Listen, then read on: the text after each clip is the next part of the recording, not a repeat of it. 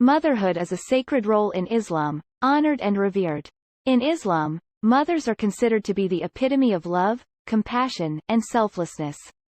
The Prophet Muhammad taught that paradise lies beneath the feet of our mothers, emphasizing the immense respect and honor they deserve.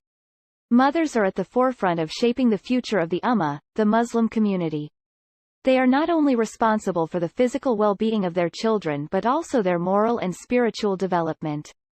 From the moment of conception, a mother's connection with her child begins, nourishing them with love, protection, and guidance. Mothers go through sleepless nights, endless worries, and sacrifices to ensure their children's happiness and success.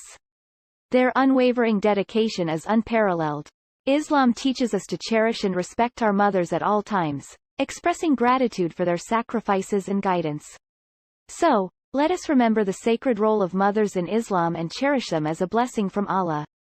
Thank you for watching and please subscribe to our channel for more Islamic insights and inspiration.